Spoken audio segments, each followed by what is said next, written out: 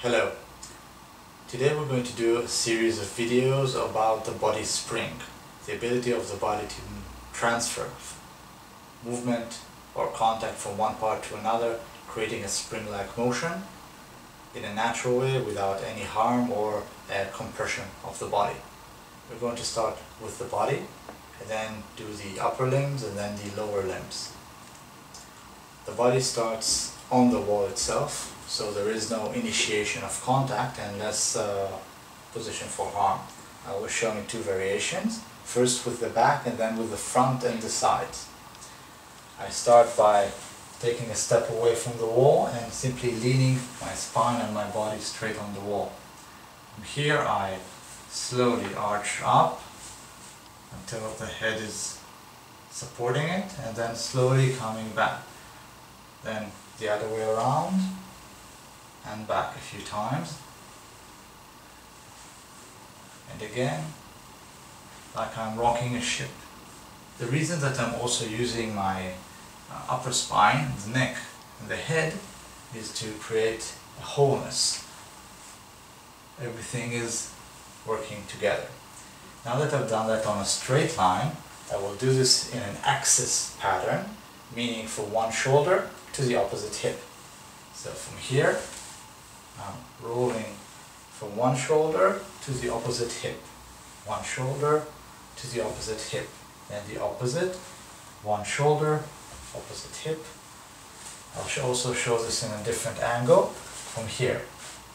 Straight, straight, and then side, opposite side, like so. Once you've done that, we also do the front again. Take a step away from the wall and simply relax the hips, knees, ankles, and allow the feet to naturally change how they carry the body or parts of it.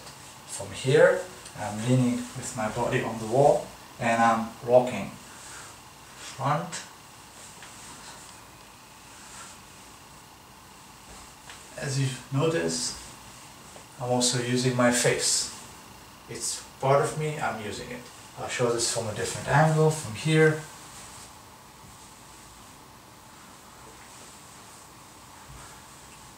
Now, an X pattern from a shoulder to the opposite hip, one side, from here.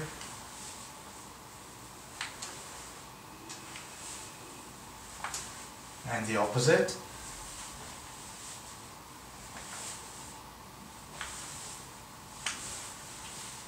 That's good. Now let's do this in a contact pattern. So I relax, roll and come back. So from here I relax, up, I relax, up. It's very important to continue to breathe. If you hold your breath tense or try to brace in any way, you stop the movement of the inertia, the contact, whatever you want to call it, in your body. Now let's do the X pattern from across the body. So from here, here, I'll show this from a different angle. I'm relaxing one hip, rolling across to the other shoulder, and then the other hip from here. I'm not going on a straight line over the spine, but I'm sort of bypassing it by the movement of the body. So I'm not creating any sort of shearing point or a hard contact on my spinal column. Hard on hard will just make you invalid in a way. Now let's take a step away from the wall, relax first, and show this side of the body. So from here I rock from shoulder to hip, and then shoulder, hip, head, like so. Other side I'll show from a different angle. From here, rocking, like so.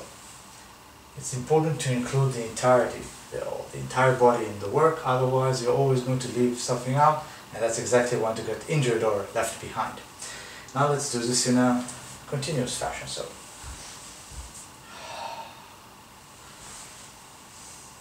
and the breathing leads it.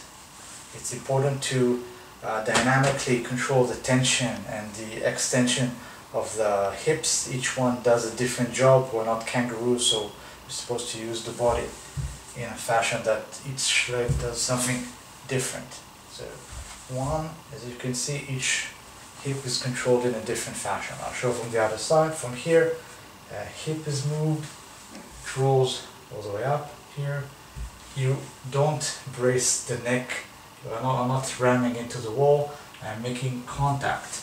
There's a very high and big distinction between contact and impact. Now let's play with it a little bit and do it on one leg. So from here, let's say that I'm falling. Instead of falling and trying to brace, I'm just allowing my eyes to move and coming back without any impact. Again, from here, if it's from the side, like so, from a different angle perhaps, X, X, the other X, and so on. We've done that from the front, from the back, from the sides. This is the basis of the work, and you can evolve it into a walking motion. So instead of keeping both legs tight. So I'm on one leg. If I slip, I'm able to continue to move. You can play with it from here, just relaxing towards the wall and back, and so on. It's very simple if you do this and allow it to progress naturally with care. Another thing to consider is that as you work, you allow yourself to move your legs from the body. If I'm here and I'm keeping my leg tight or in some position with no apparent reason, it won't work. Instead, if I relax it, then I can continue to walk. If I'm being pushed, I'm allowing myself to keep walking. If something grabs me or pushes me, you allow your entire body to move as a result of it. If I lose my bearing here, like so. It's continuous motion, and it has to be followed by continuous breath. One last thing, your eyes. As I'm going, if I'm stuck on something, as you can see, it's a lever that I place on myself.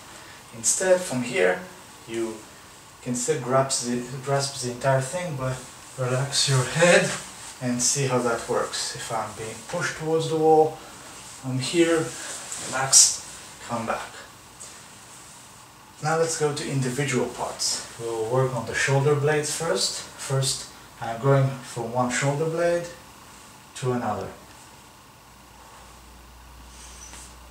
Now I'm on one shoulder blade and I'm moving to that shoulder blade. Other shoulder blade. 1, 2. 1, 2. Now I'm bouncing off it. Simply with the power of the breathing. Now let's use the chest movement, or movement with contact with the chest in the same way. From here, I'm rocking from shoulder to shoulder, and I'm going up and down. Let's put this into the work. I'm here, relaxing on the hips, coming back. I'm here, moving from one shoulder to another. Or you can do this on the axis of the wall.